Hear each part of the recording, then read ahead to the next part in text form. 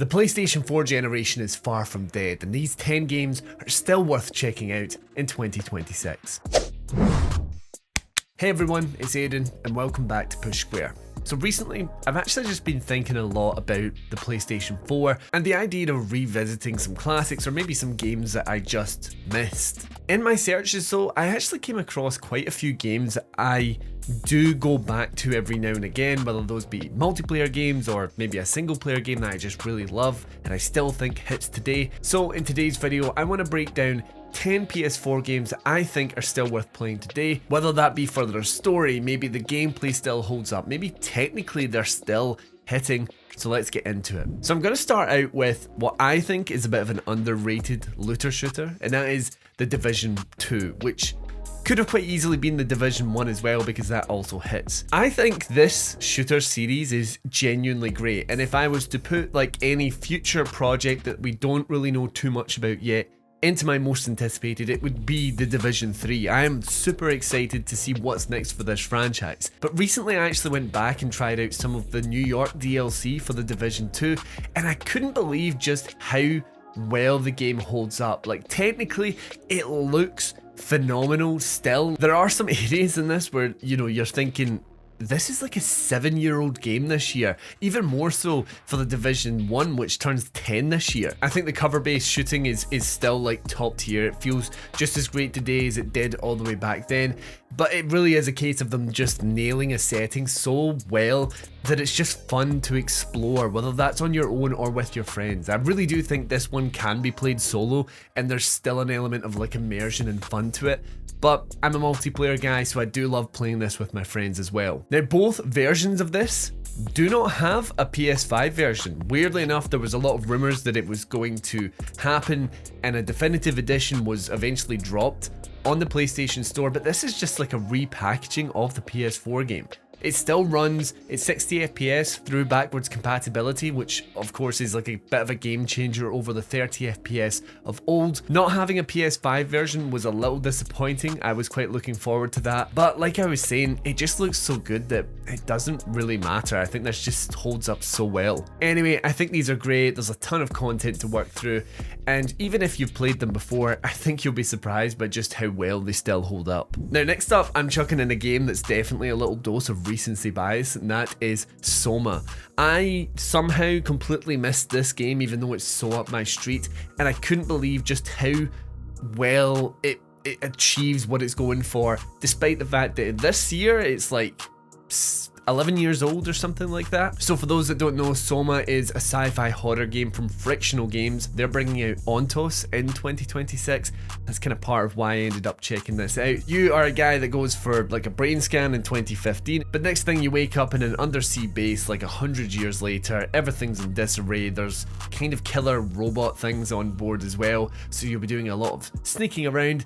But what's actually most interesting of all is the narrative is super thought-provoking. Actually, it has a lot of discussion points about AI and, you know, what it means to be human, and I think it genuinely is just quite interesting. It has this sort of moral complexity to it that I think not a lot of games manage to tread the line of. I don't think this is graphically the best looking game ever, but it does this smart thing of really honing in on lighting and sound design, and that I think made some of the areas of this, as you're exploring the different stations of this Pathos 2 undersea business like mining thing or whatever it is, I think some of the areas you come into, just it really hits with its lighting, and its sound design in particular is so creepy. Everything feels weighty and like it has purpose. There's not a lot of gameplay mechanics to it, but you can pick things up and move things around. It has a really nice sort of physics system to it as well. Everything just has a very tactile feel to it, and I think it has a great eerie atmosphere about it. It does run at 30, which does kind of hold things back a bit, and like I was saying, graphically it's not all there, and oh man, I would love to have something like DualSense haptics in this, but I cannot tell you how much fun I had playing this game. As someone that loves the bells and whistles of all of the graphical stuff, I was surprised just how much SOMA hit for me. Like I say, lighting, sound design, story is all there to really just bring you into this world, and I think it is 100% worth checking out, especially if you're a sci-fi horror fan like I am. Another Ubisoft open world game, this time we're swapping out Division agents for hackers, and that is Watch Dogs 2. I just seem to have a bit of a soft spot for this game. This is obviously the sequel, but it's so different from the first game in tone and atmosphere. This one's set in San Francisco instead of Chicago, and it has this new character. I cannot for the life of me remember what his name is at this very moment, but I will tell you he's a hell of a lot more likable than Aiden Pierce. It's going for this much more light-hearted, sort of vibrant feel about it, where you're digging into sort of the youthful hacker revolutionary culture, but the San Francisco setting is just a lot more like interesting to explore. I think it works in the hacking mechanics into the game a lot better than it did in the last game. I think a bit more playful, but also a lot more cool as well. But there's just something about it, man. I've sunk like 50 hours into this game. I just keep going back for a little drive around or whatever, and I really like the ability to kind of roleplay, because you are just this hacker guy. So does it make sense that you're just gunning down hundreds of people, because it's, of course, it's a Ubisoft open world game. You know, at its core, it does have those basic elements, but it does give you the opportunity to, you know, print 3D weapons that aren't like non-lethal weapons, and you can use this ball queue, so you're sneaking around a lot more and utilizing your hacking abilities a lot more. I think all of those put together just have a far more interesting game than the first one, and definitely a far more interesting game than the last one, Watch Dogs Legion. I think this is a bit of a special point for me, and it's probably been on my mind because we've pretty much heard that this series is dead now, which I think's a real shame. It's worth checking out. Let's get into some multiplayer action with Star Wars Battlefront 2. Now, this one launched in a bit of a dire state, you know, multiplayer, microtransaction, gambling stuff. People didn't like that, you know, reasonably so, I would say, but it since has kind of worked away a lot of that stuff. It's not getting supported anymore, but you can still play the game, and let me tell you, this is just a hell of a time, even to this day. Now, I'm not a huge Star Wars guy.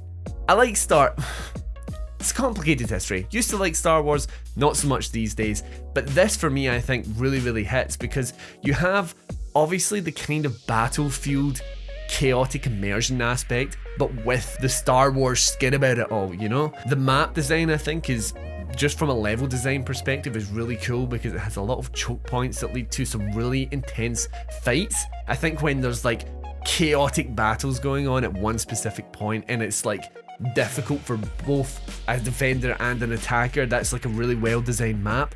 But it has what I think is like a visual design, not just because it's Star Wars, but the way that they play with scale and an individualism of each map, where it feels so different. Maybe it's on a different world, or it's in an interior or an exterior, but there's something about its maps that I find just super memorable, very immersive. As a step up over the last game, Star Wars Battlefront, it is mechanically a much more sound experience. I felt that Battlefront 1 was a bit basic. It was very like, yeah, it was cool, it had the Star Wars appeal, but it wasn't like a fun multiplayer game to play, for me anyway. But this just feels a lot more like skill does actually take you a little bit, and there's so many elements to it too. You can play in first person or third person. You have heroes and villains, like these iconic characters that you can play as well in the different matches, and it's got vehicles and spaceships and a power of modes as well. Like there's a whole galactic space battle PvP thing that I think in itself is just so much fun.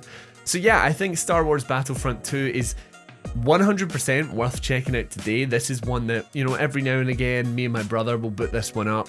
It's just always a good time. It's cool. That's really, I mean, that's it, it's cool. I think one of the only PS4 exclusives, at least of the big ones, that doesn't have a native PS5 version is God of War 2018, and for some reasons I kind of get it. It runs at 60 FPS via backwards compatibility, and it looks phenomenal to this day. Obviously it would be nice, but man, does this game still hit. This is obviously telling the tale of Kratos now relocated to a Nordic realm. So in this world, basically, mythologies, whether that be the Greek mythology or the Norse mythology, are kind of like continents. So you can go to the Nordic realm. It doesn't really explain it like that, but that's kind of the way it works here. But you are years down the line, you have a family, you have a son, but your wife has just passed, and you and your son Atreus must now embark on this epic journey to spread her ashes atop the highest peak in the realm. This is an incredibly emotional storyline. I think the maturity here, it's become a bit of a Sony meme at this point to do the over the shoulder third person, I've got, I'm a sad dad and I've got issues kind of thing. But man, did this one hit. And I think the way that it mixes what is really spectacular action moments, maybe not quite as large scale as what people were accustomed to in the original God of War trilogy or Ascension, but this somehow manages to take elements of that while having overall a much more grounded tone.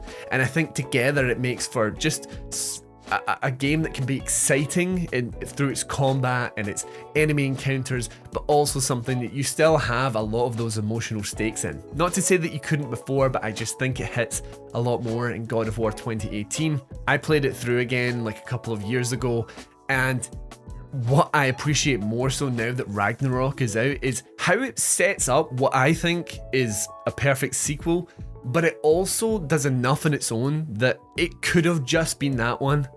And not to say that I would be entirely happy, but it's satisfying on its own. It has a beginning, middle, and end, and it doesn't feel like it's, you're only getting half the story. You're getting sort of similar to The Last of Us.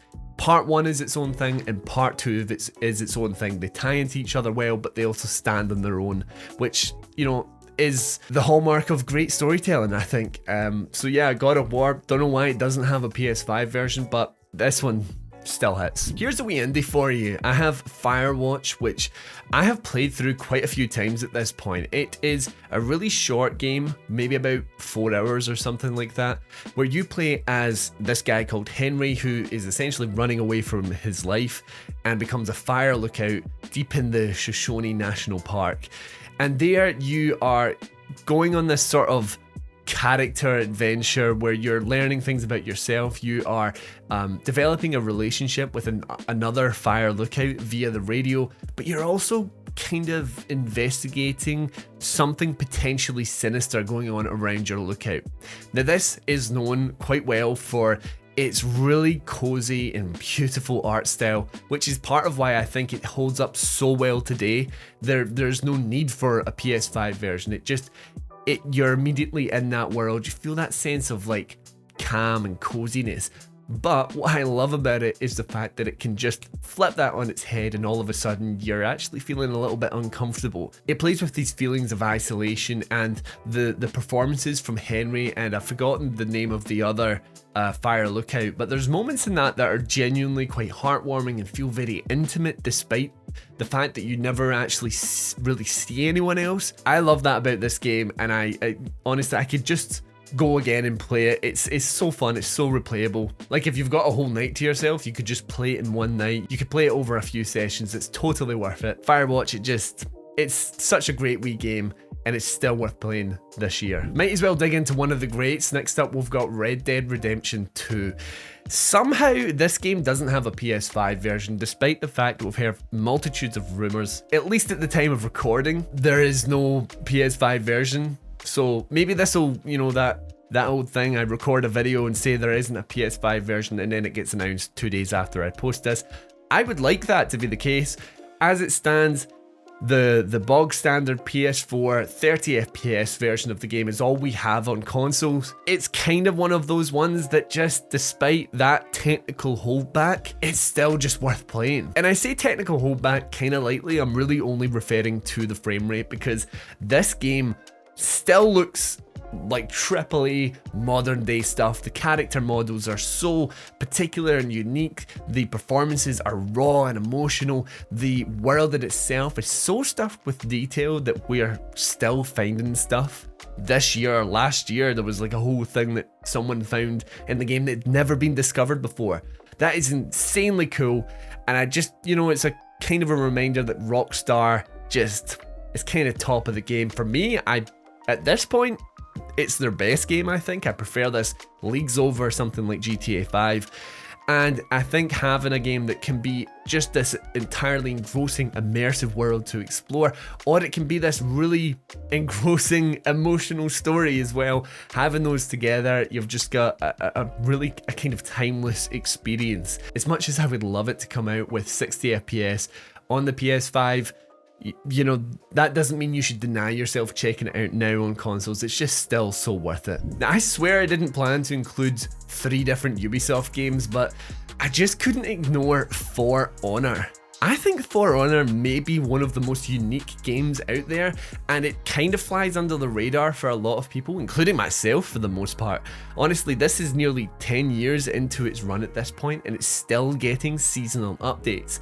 If you don't know what it is, it's this kind of medieval, melee-based PvP experience where you play as like a knight or a samurai or a Viking, and you then engage on this sort of one-on-one combat with directional melee swipes. So either you choose top, left, or right to swipe it at an enemy, or you're matching the incoming direction of an enemy attack. And it makes for these really, really intense one-on-one battles, even more so if you happen to be up against, you know, 2 other characters. It's so intense. And I really do think that maybe Chivalry is the only other game that's coming to mind for me right now that's kind of like this. But it's such a niche within the multiplayer space. You have these bigger battles where you can fight through a lot of like NPCs on top of other player characters, but then you have these one-on-one battles where it's like round based, but every time it's like a lock-in experience. And I just think it's a shame that it doesn't have a PS5 version, especially considering it's still being updated, at least at the point of recording. Again, I'm going to preface that any of these games could just get a PS5 update at some point, but as it stands, yes, it's bog standard PS4 30 FPS, which is a shame because the higher frame rate would be nice for a multiplayer game like this. There's just something unique in there that not many other multiplayer games are doing, and I don't think a lot of people really give it the due that it deserves. So I'll probably get some heat for this because next up I'm picking Dark Souls 3 over Bloodborne. I'm sorry, I still haven't managed to gel with Bloodborne. Not to say that I won't. That is one I would like to jump into at some point. But Dark Souls 3 is a game that I recently started playing for the first time, and I was a bit hesitant to go into it because, like I say, 30 FPS, I'm a big frame rate guy, so I would like higher FPS for a game like this. But at the end of the day, I decided to just try it out because while I had some experience with Souls games, Elden Ring was kind of the one that got me into this developer because I really gelled with that open world design. But what I found super interesting about this in particular was just kind of seeing what I was missing out on with the open world design with this, which was much more linear and handcrafted. The way that all of the areas feel so unique and tailor-made, and it made for the reveals of new areas all the more impactful. Like that time you come out of the sewers and you just have this sort of ethereal city in the distance. That's like that's a gaming moment that stays with you there. So I think with that sort of design, it still manages to capture that magic gaming feeling. But from a graphical perspective as well, I think this does the right job of just putting the dial slightly towards art direction over sort of graphical realism. Not that the Souls games have ever really been that, but they are good looking games. I think this one though just has a slight bit of accent where everything feels, a bit more ancient, everything's a bit more like ethereal, as I said, or menacing. And like SOMA did as well for me, having that slight accent on those elements made it just feel so modern and feel like it still hits today. As someone that's played it for the first time, I was surprised by how much I was enjoying it and how much I was locked in with it, despite the fact that I've struggled with Souls games like it in the past. But I think this one is one you should keep an eye on in 2026. Now last up, I'm going to cheat a little bit here because for the most part I've included games that are that do not have a PS5 version available. This one does, but there's a specific reason as to why I'm going for the PS4 version, and that is The Last of Us Remastered. Now, you probably heard me yap about this a million times over if you've stuck around with the channel for a while, but The Last of Us Factions multiplayer mode, which is currently only available in the PS4 version of the game, it's not included in the PS5 remake, is one of the best multiplayer games I've ever played. No word of a lie. So in the multiplayer mode, a team of 4 will go out scavenging, and there you have to collect supplies both from these little collection boxes but also from enemy players. There's a limited amount of life, so it's a shared pool of life between the whole team, and it's still transposing that very grounded feel from the base game where you have limited healing supplies, limited ammo. You can't just blast your way through any situation, or I mean you can if you're very tactical about it. So there's a lot of sneaking involved. I think it's very sort of team-based as well at points, and it can lead to some really intense encounters. But then it also has this meta game where those supplies that you're collecting are actually for a base of survivors that you only really see through a menu, but it means that every match you need to gain this amount of supplies, and as your camp grows, so does the demand, and it means that every day you go out, there's a bit more of a like emphasis on like, oh man, I need to do well, which feeds back into that layer of tension. For me, that has just been something so special that very few games have managed to replicate. I think that's why I've enjoyed so much these extraction shooters now, like Arc Raiders. It kind of has that sort of immersion, slower paced tactical gameplay that I like, but there's stakes to it as well. There's a reason you want to survive or do well in a game. Now I will say this is not a perfectly aged game at this point. I think it runs quite nice on the PlayStation 5 through backwards compatibility. It doesn't have like the best graphics ever. Obviously, this is a remaster of a PS3 game, and while you can get in games quite easily, the lobbies are quite full of like, you know, the anoraks that have been there from day one. So there's a good chance you're gonna get completely destroyed by people that are just sticking with that game religiously. So there are elements that I don't like about it now, going back to it every now and again, but I still do. Like me and my friends, my brother, we just boot it up every few months, re-download it, jump in for a few games, leave it for a few months. It's one of the only multiplayer games I have ever like consistently went back to over the years for no reason. There's no new content updates or anything, it's just fun, and I think that for me is why I had to include it in this list. So there we have it. That was a bit of a rambly collection of games there, but I just wanted to talk about some PS4 games. It's been on my mind. But let me know what games you still think are worth checking out in 2026. Is it from a story perspective? Do they graphically hold up? What games do you play still to this day, even years down the line? If you enjoyed the video, I'd really would appreciate a like. That does help me out, and you know, if you're into this kind of content, PlayStation stuff in particular, then you can always subscribe to the channel too.